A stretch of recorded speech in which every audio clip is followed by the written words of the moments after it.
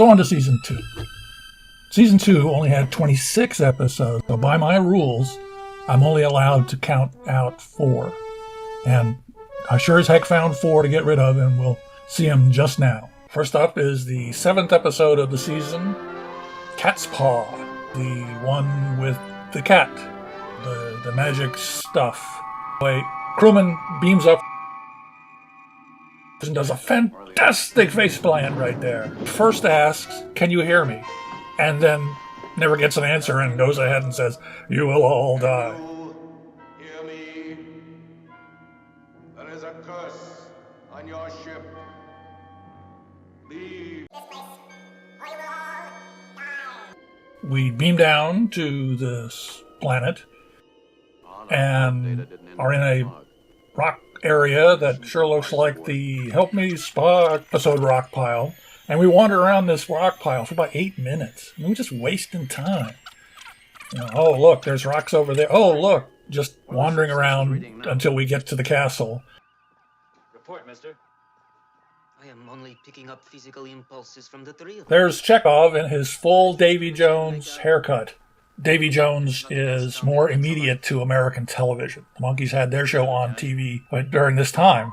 Captain, we are only registering on you. Captain! Captain Kirk!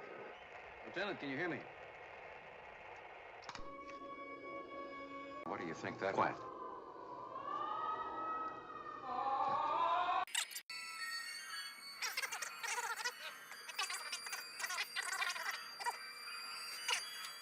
But on the way, we meet 3 witches who give a silly-ass song that says, "Y'all gonna die" again. This is presumably taken, although they don't mention it, from Macbeth, where 3 witches tell Macbeth his future, but who cares?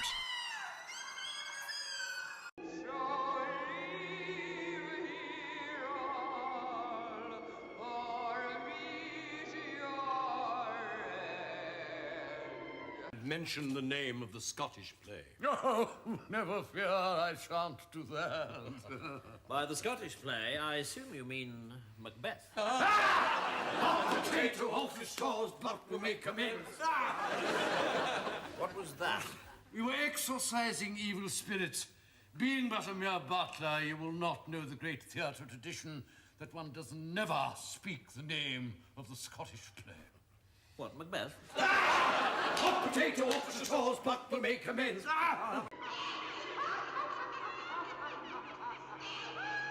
So we wander. Fog, blah, blah. And then a windstorm blows up and does really serious damage to Bill Shatner's hairpiece. I mean, that sucker is basically standing on end there. I'm guessing they just decided not to use super glue or gaffer's tape to hold it down and reshoot. So there he is.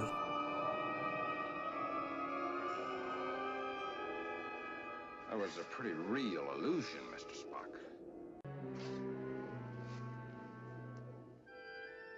Jim. Prosperity without inflation. Didn't we pass a castle back down the road a few miles?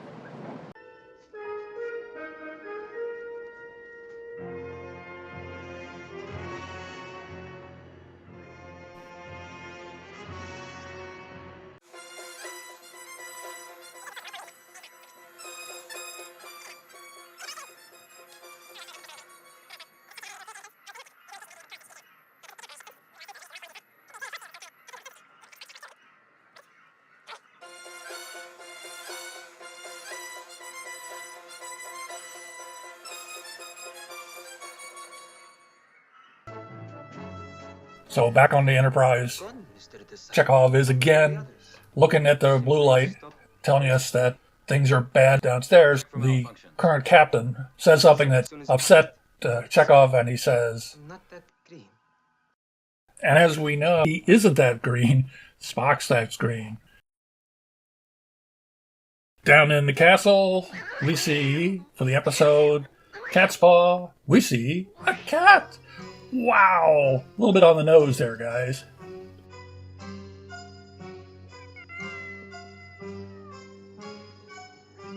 So they follow the cat for no good reason.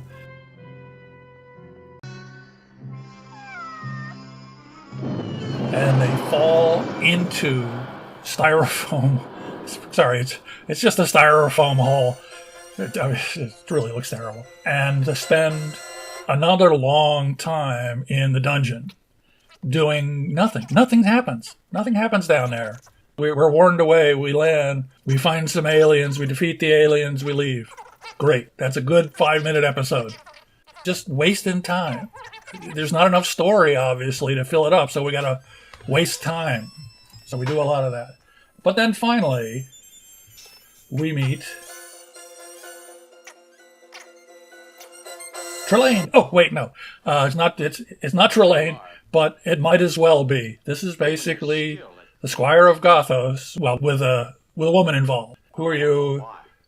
We've been watching you. See, just like Terrain, right? What I've been reading is out of date. You know, that stuff. Okay, so there. So he's got a cat.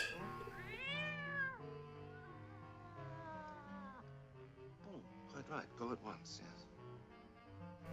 And the cat runs around the corner conveniently and returns as the Bride of Frankenstein. Look at that hair. Gee whiz. It's like a space helmet or something. Anyway, so she's the temptress, and Kirk will tempt back at her. Dr. McCoy? Mr. Spock? And Captain Kirk. There's the magic wand, which is a little too on the nose. Yes, I'm going to carry around the one thing that you can use to defeat me. Thanks. So Kirk has gotten a hold of the wand, as we saw, and he's going to threaten the aliens with it. So Sylvia tries to seduce him, there's Sylvia, to take it back. And it fails miserably, but there's a long seduction, counter-seduction. Oh, you're wonderful. Yes, I can be all women, blah, blah, blah. So it's just tedious, okay? She tries to make the moves on Kirk. Kirk makes the moves on her. She gets taken off guard. Kirk keeps the magic wand. The end. But it goes on and on.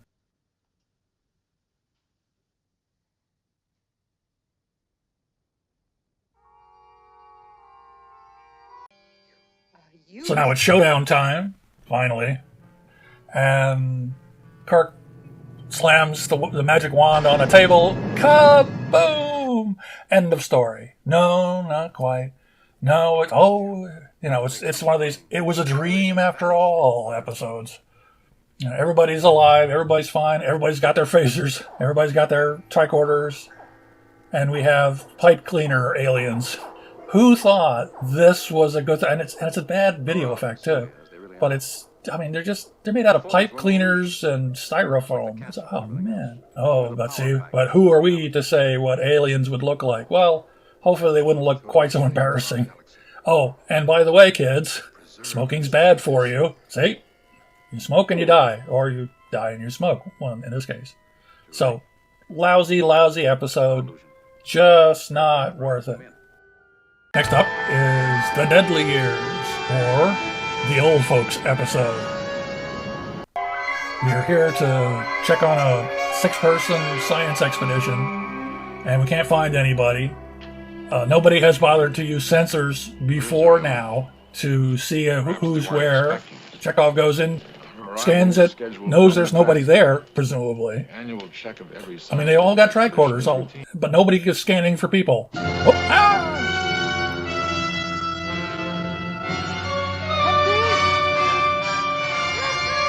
Anyway, look at this. Tricorders all over the place. So they go in and... Come in, sir. Yeah, he's real dead. And McCoy makes the first of his many mistakes or stupidities in this episode. For instance, he pulls out his tricorder and his little salt shaker or whatever it is. By natural Then causes, old age. It's quite impossible, Doctor.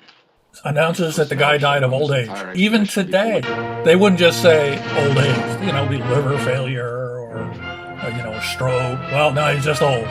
Yeah, and all the best you can do is old age. So then, I'm Captain Kirk of our old folks, the only two survivors, show up. And, I'm really old, and my wife is really old too. Robert Johnson. But, as we will discover, none of them ever kept a diary or a log or records of any kind. They just showed up old and dropped dead. How old are you? Well, that's nice, I guess. But, no. Okay, so, this is my... And they get him all the way up to the Enterprise, and they never question him until it's too late. They never search for records, logs, anything. They just grab the two people and bugger off. This is one of those shows where we have to do the stupid stuff, or else the episode's going to be half as long as it should be. There must be mistakes made. Yeah, but make good mistakes. What happened? Make mistakes that the viewer might make, not the, well, we got the two survivors, let's split. No.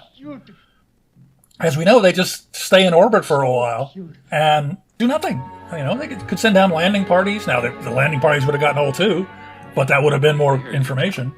We're up in the sick bay, and the guy, she was so pretty. Yeah, whatever. If I saw myself getting old fast, real fast, I might have written something down, So anyway, they go off to a staff meeting where we get to meet the doofus, guy in the bright red shirt, and the babe for this episode.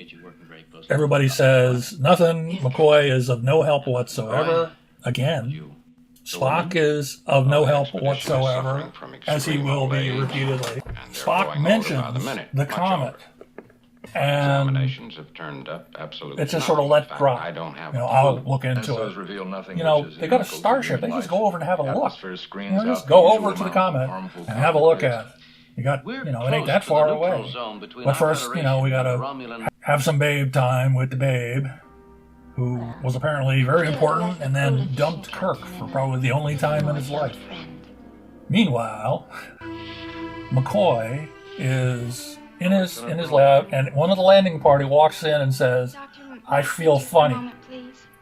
Something's wrong, and this has just started happening since it came back from the planet. And McCoy just says, just take a nap. McCoy is, this is his job. Okay? You had people who died of old age unexpectedly. You're going to watch the landing party because you don't know if it's a disease vector and you just infected everybody or whatever it is. Okay? But you're the doctor. You're supposed to pay attention, not to give us that old, I'm a country doctor, take 2 aspirin and call me next week if you're alive. No. So McCoy misses again. Kirk shows up, and Kirk has a problem that is absolutely new. McCoy says, you have advanced arthritis. How on earth could Kirk have advanced arthritis in the space of a day? But McCoy misses the significance. Here we've had 2 and very shortly 3, which finally convinces him of the landing party is clearly affected by something. And McCoy just sort of, I don't know, I'm a country doctor. And now McCoy takes a look. That's what bugs me is that we have somebody present with the expertise to solve this problem, but he has to be stupid to keep the show going.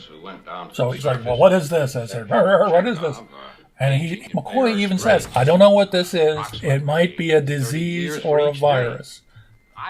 Now, you've been wandering around that ship for most of a day, at least. You want to check on anybody else to see if there's any virus that anybody else is coming to? No, screw it. Okay, these people are command personnel, high-level people. If you become incapacitated, you're a danger to the ship. But no, they react like, nothing wrong with me. They have to be stupid. But at least Chekhov gets one little speech. Some more blood, Chekhov. A needle won't hurt, Chekhov. Take off your shirt, Chekhov. Roll over, Chekhov. Breathe deeply, Chekhov. Blood sample, Chekhov. Marrow sample, Chekhov. Skin sample, Chekhov. If If I live long enough, I'm going to run out of samples. You'll live. Oh, yes, I'll live. But I won't enjoy it. Captain. So, Kirk's falling asleep in his chair, getting whiter and whiter. Spock walks up to him and says, figured it out. Radiation from that comet that we didn't expect to see. And Kirk says, good, Spock, good. But the show should now be over, okay? Radiation sickness, as we will see, has a treatment that is better than the one they finally come up with. Okay? The situation is, we all have radiation poisoning. Whatever shall we do? Well, we'll take the remedy for radiation poisoning. But no. Nobody does that. Even though McCoy says, oh yeah, this is the treatment for, and there's a better one. I mean, there's one that replaces adrenaline. Radiation sickness, give them this. We now know everybody's got radiation sickness from the comet. But we have to spin this out because the show should be over, right? Spock says, it's radiation. And Kirk and Spock go down to the sick bay, and McCoy says, here, give you a shot. End of show. But no. So now we've come down from the Spock has we skipped that whole you traitorous really pointless trial thing. We skip all that, thank goodness. And now they're talking about it, and now that Kirk walks in, he figures it out. He was scared to death. And adrenaline. And he even says there's a better solution. But we don't use that because we need a solution that for some reason is more dangerous. Adrenaline. Doctor, we're going to ignore the solution. By the way, early in the atomic age, as they say here, adrenaline was a cure for certain types of radiation sickness, not all. And there are replacements for it now, not this hydrolol or whatever it is, but so this is based slightly on 400-year-old science by now in the show. McCoy, the doctor, sends Spock, the second in command, to be a chemist. You don't have any more chemists in the ship? I mean, come on. Give some poor extra, a couple of hours of work here. Lo and behold, the doofus has led us into the realm of the Romulans. They're pounding away on the shields. He gets the shot and he starts bouncing around. Somehow, adrenaline makes his pants change color. Right here. First part, okay, got the blue stripe and the blue pants, and all of a sudden, kaboom, and his pants change color to black. Okay? And then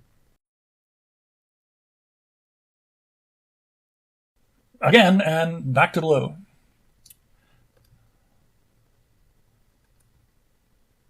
They just screwed up. They just screwed it up. And that's annoying too. Standby, Kirk up. Kirk is, and comes up on the bridge, spooks the Romulans with the Corbomite thing from the Corbomite maneuver. So which is a callback to the first season, which is great. I love it. But they left, there were a bunch of other things that they didn't do right from the first season. So, little bitty yays. So, anyway, so we flee. All is happy except for all the dead people. There's the deadly ears, and there's much longer than I expected as to why it shouldn't have been an episode.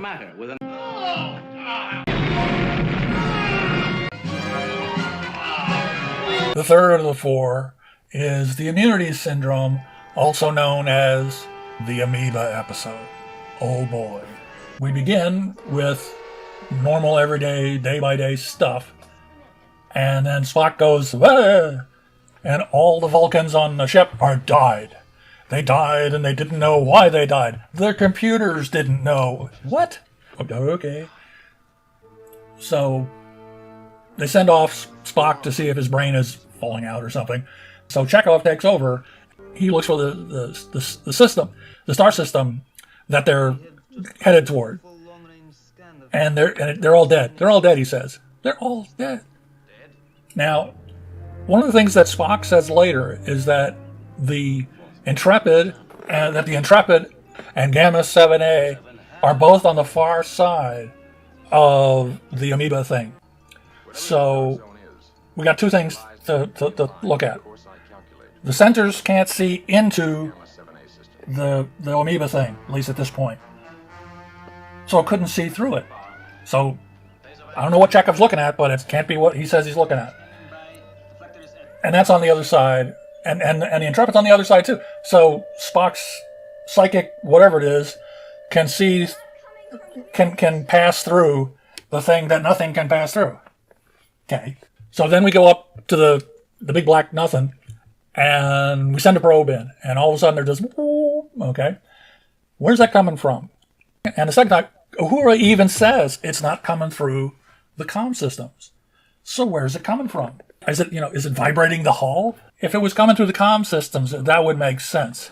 So Spock spends a lot of time in this episode not helping. What is it, Spock? I don't know. When will you know? I don't know. Do you know who knows? I don't know who knows. Do you know? And on and on.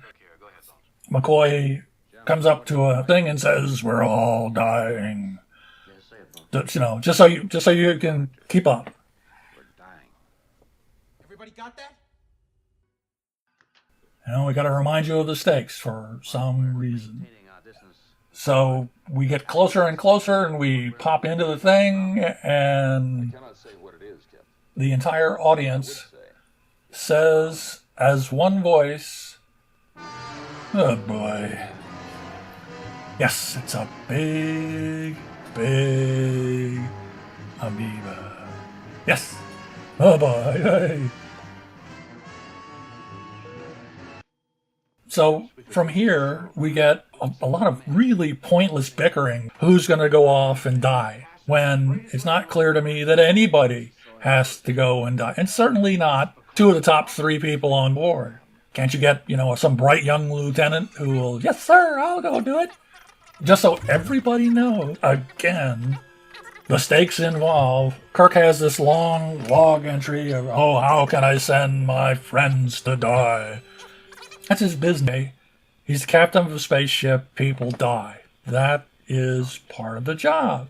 So here we get serious playground behavior. Kirk does a bait and switch with McCoy and Spock so that McCoy thinks he's going, but Spock is going, and he, kind of grinds it into McCoy's, "I am the better choice, don't you know?" So, and McCoy goes off and grumbles to himself. And then we get the two of them. People are dying, and they're standing outside the shuttle bay arguing over which of them deserves to die. It's just, okay, you guys are professional officers. You've been at this for a while. It's just annoying, okay? You're either a military ship in Starfleet with ranks and experiences or not. So, I'm sorry, but all this people are dying, and here's, I'm better than you. No, you're better than me. Blah, blah, blah, blah, blah. So, ridiculous.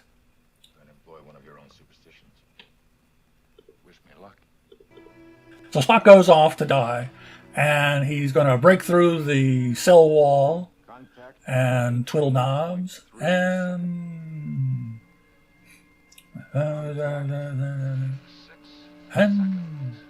boom! And he falls off of his plastic bar chair.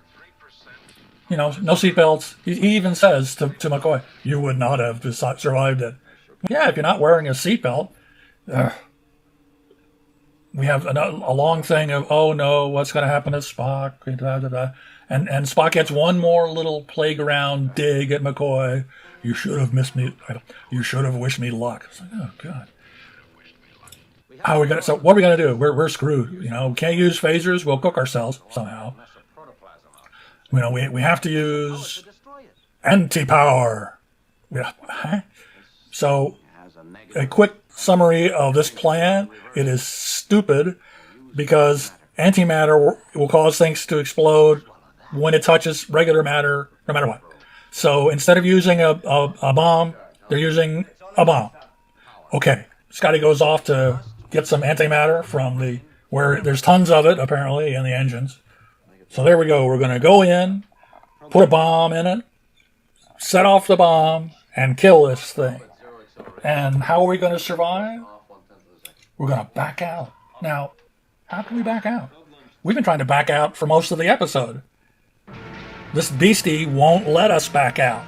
We're running out of power. In fact, in the middle of this, we do run out of power. How can we back out? Okay. The whole danger is that we can't escape. So to escape, we escape. Okay. And one last thing where Kirk is still the hound dog as he looks at the young non-speaking role ensign, and and all the men cackle. So leave this one out, and we got a better season. We just do.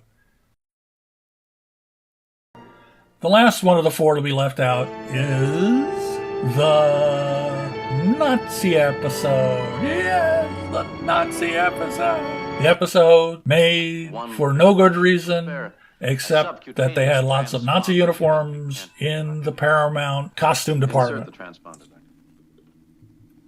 In this episode, they do another thing that bugs the heck out of me, which is the device we never have seen before, we never see again, but is absolutely crucial to saving our ass. And that is the subcutaneous transponders, which you would think would be in everybody all the time. I have a couple of really big problems with this episode. I just get right at them now. Using Nazis in this episode is entirely unnecessary. You can just leave off all the swastikas. You give them black uniforms that have no insignias on them, whatever you like. It's kind of grotesque, really, because both Leonard Nimoy and Bill Shatner are Jewish. And that blonde lady, the Fuhrer's favorite, was a refugee from Germany in World War II. So here they are strutting around in Nazi uniforms. Who thought this was a good idea?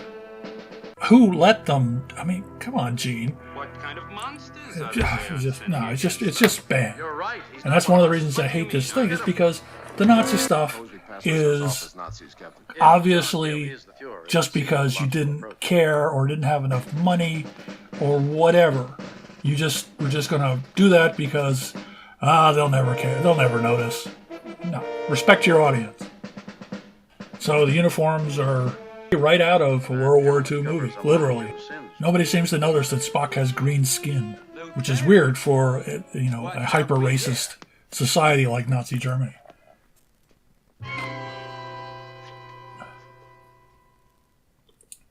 Your uniform, Captain. Yeah. You should make a very convincing Nazi. So they get captured and tortured and questioned and left shirtless in a prison cell. How are we going to get out of this? Well, we've written them into a corner. We can't, are they going to pick the lock? No, I know. It's high technology. We'll use those things and a bed spring and get something out of the MacGyver handbook. Just lazy and inattentive to quality. So they escape. They meet up with the Resistance, which seems to include everybody we meet is a member of the Resistance somehow. Fortunately, we have an entree into Nazi headquarters where the Führer is as a film crew. So they come weaseling up, and because they've got snappy uniforms, the guards let him in. It's the woman. She's important. I love that they shine the light right in the face of the guard. The question comes again. Why Nazis? It doesn't have to be Nazis. This John Gill fella was either really lazy or I don't know what. He's just really lazy. I don't have time to design the uniforms, so I'll use these out of a book. Osprey book of German World War II uniforms. So we're just wandering around. Oh, look, guards holding their Schmeisers very clumsily. So using our lights, I love it. Even the spotlights have swastikas. Use this over and over and over again. We can go anywhere we want because we have a camera.